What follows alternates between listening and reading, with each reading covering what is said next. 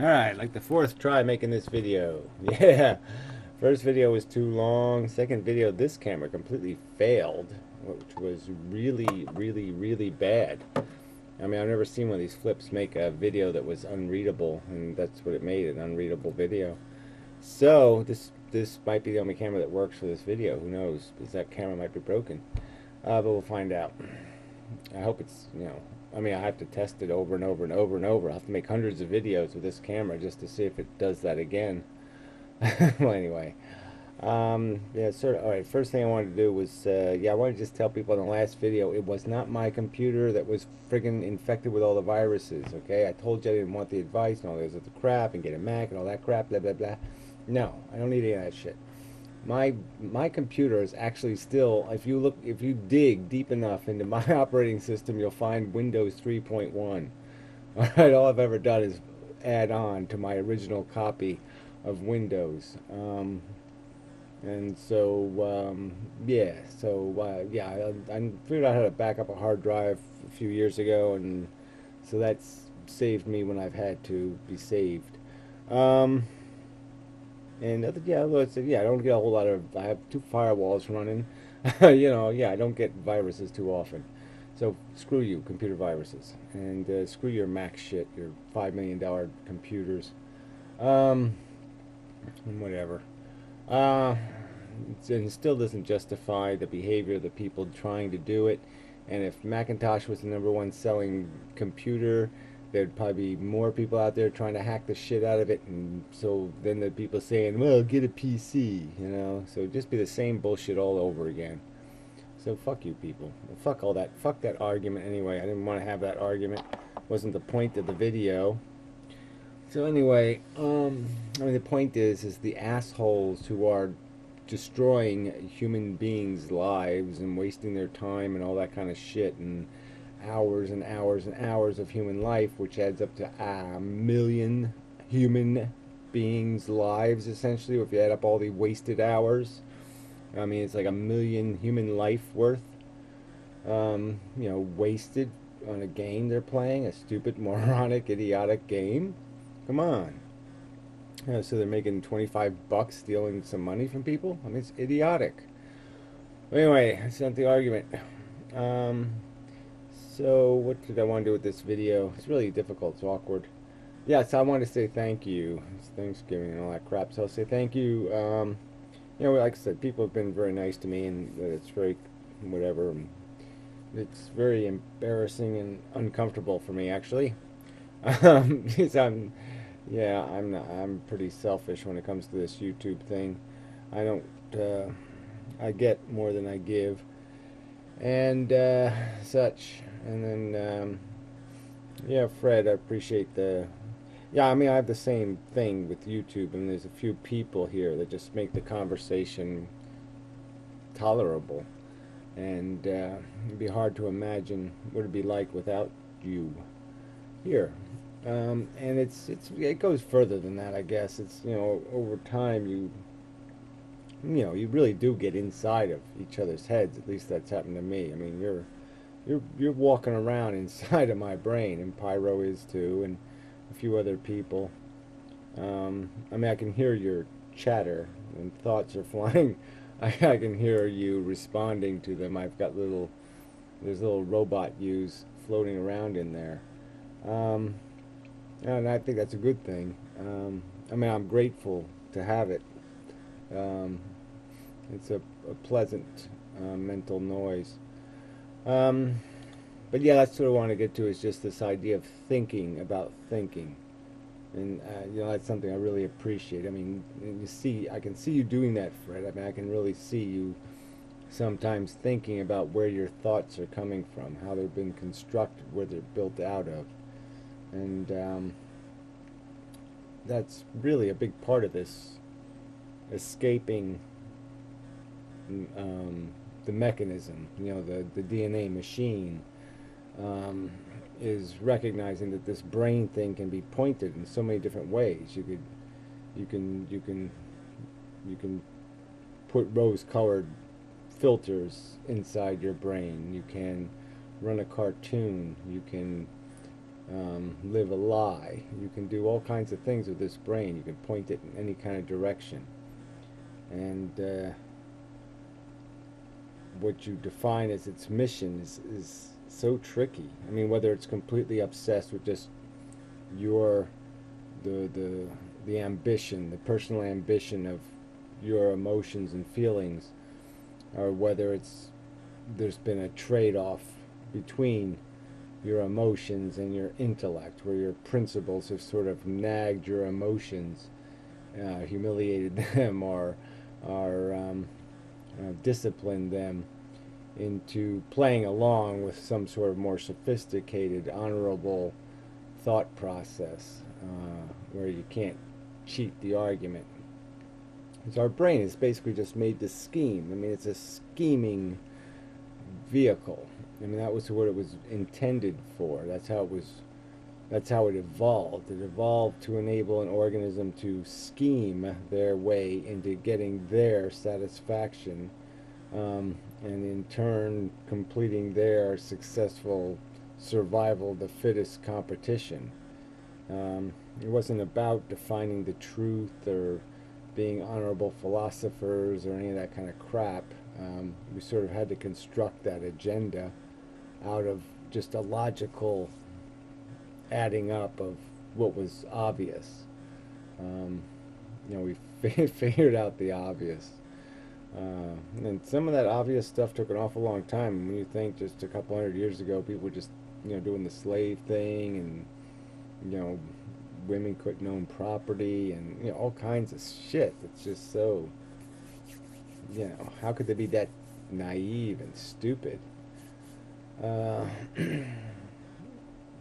wasn't there more of that discipline by an obvious logic imposed on their brains? But anyway, so where do I want to go with this? Yeah, well, it's just this whole interaction thing and the argument and what I'm trying to accomplish on YouTube, and how, these, like I said, there are these people who have really made this rewarding in ways I didn't realize it would be. Satisfying, I don't know what the right word is, gratifying, and I'm uncomfortable with that, but it's there, and I just wanted to say thank you for that, and such. It's good to have allies. I mean, we're still a tiny, insignificant minority and all that crap, but it's a new experience for me to have any kind of support at all, or anything on my side, so it's kind of awkward. But anyway, there was some other stuff I wanted to get to, but I guess it doesn't really matter. Just another waste kind of video, just whatever, something you do on Thanksgiving, I guess. I'll just call it a Thanksgiving waste video. Yeah. Before we get back to business, I did notice that some jerk made some video about negative utilitarianism.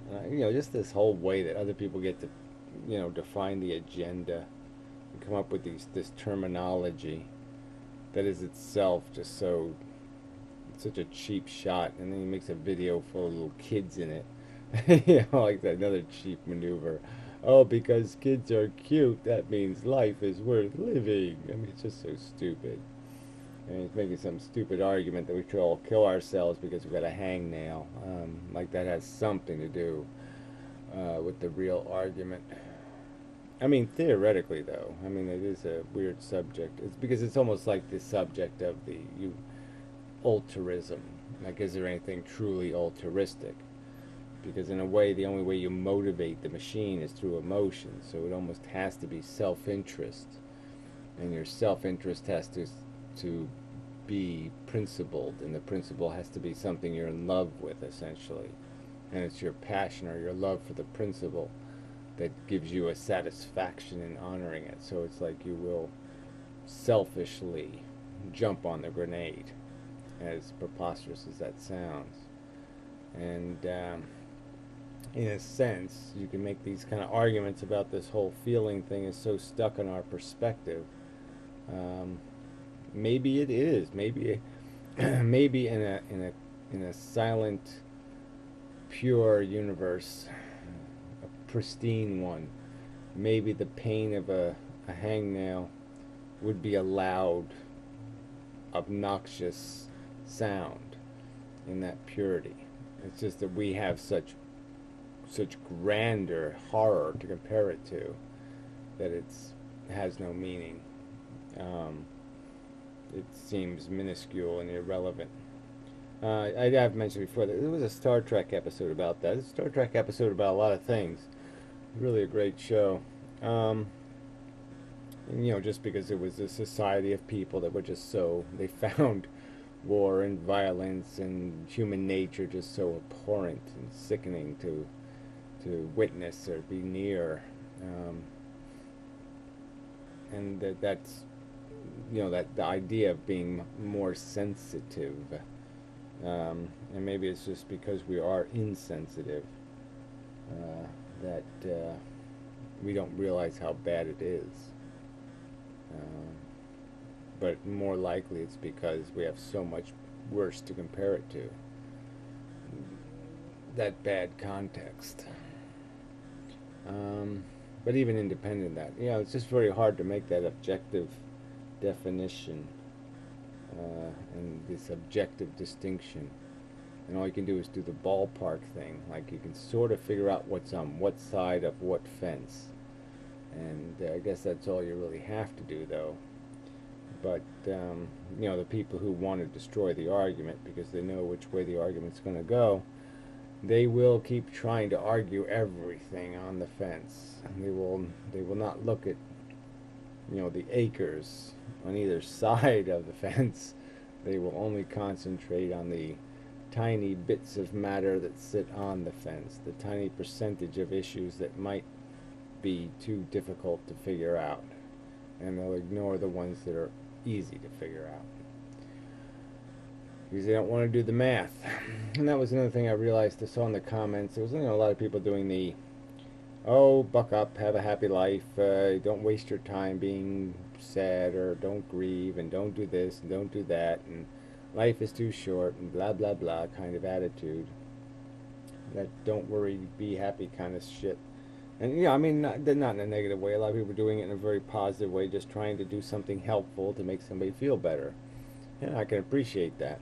But I've sort of made the argument though that nothing changes if we're comfortable. So we have to be uncomfortable. If everybody turns the world into a cartoon world where everything can just run off of cliffs and fall down and no one dies and everything's okay, and you can have your beak will, you get shot with a shotgun and your beak just spins around, and you'll be okay though. In 3 or 4 seconds, everything will be just fine. You just snap it back in place and everything's okay.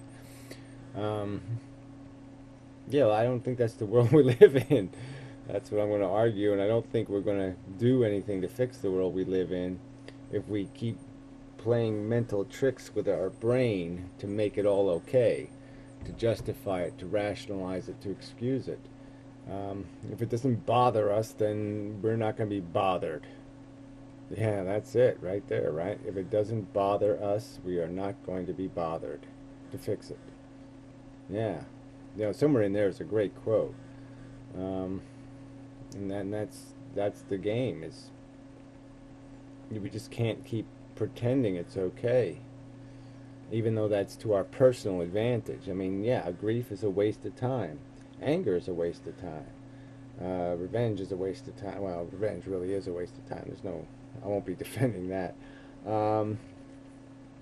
Yeah, it's sort of a waste of time not to be optimistic and happy if you can be. But that's the question. Can you do that and still be mission oriented? Can you do that and still have the incentive to do what it takes to maybe change something or fix something or argue for it or complain or do all the other stuff that it takes to maybe change the way things are? And I don't think it works that way. There are people that can do, I mean, I mean,